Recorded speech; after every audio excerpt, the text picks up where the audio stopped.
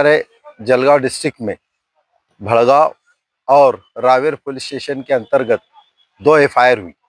रावेर के petrol pump पे 2 तारीख को हमारे नौजवान बच्चे को आके 2 लड़कों ने मारा, पीटा और उसके हाथ से 13,000 रुपये छीन लिए। एफआईआर करने गया तो सादी एनसी लिखेगी, फिर उस पर दबाव आया तो फिर चोरी की केस लिखेगी, जबकि चोरी नहीं हुई बल्कि रॉबरी हुई 13,000 की, लेकिन चोरी की एफआईआर 41,000 की लिखेगी।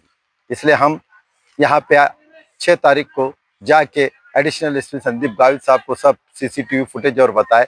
उन्होंने इमीडिएट पीआई रावेर को फोन करके रॉबरी का गुना दाखिल करने का इंस्ट्रक्शन दिया। फिर 3 तारीख को नगर देवला से मालेगांव जा रही शादी की लोग, हमारी 2 बहनें 4 बच्चे 2 आदमी जा रहे थे। उल्टी हुई लड़की हमारी बच्ची को, उसका थूक थोड़ा सा मोटरसाइकिल पे गिरा, उसने उनको हाथ पकड़ा लेडीज का, उसको गंदी गंदी गाली दी।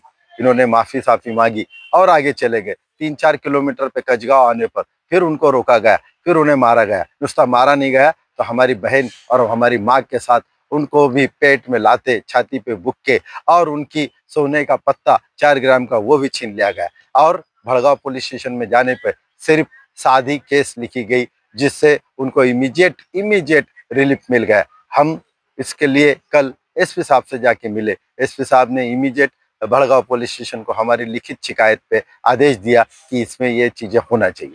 दोस्तों, कहने का मतलब ये है कि अब जागो, लीगल अवेयरनेस लाओ, हमारे कायदे हक क्या है, हमारे कायदेशीर हक क्या है उसको पहचानो। बीएनएस क्या है, बीएनएसएस क्या है, हमारे उकलाओं से मिलो। हमारे हर गांव में उकला है, एडवोकेट है, हमारे सोशल वर्कर है, हमारे पॉलिटिकल वर्कर है। अब कब तक आप बर्दाश्त करोगे? कब तक आप अपने गांव में हुए मामला को जलगांव में लाएंगे? आप अब आप देखेंगे कि भड़गांव और नगर देवला के कितने हमारे सियासी लीडर है, कितने हमारे बड़े बड़े नौजवान है, कितने सोशल वर्कर है। रावेर में हमारे बड़े बड़े लोग हैं, लेकिन क्या रावेर और भड़गांव नगर देवला के लोग जाकर पीआई को सेटिस्फैक्शन नहीं करा सके कि सर ये है?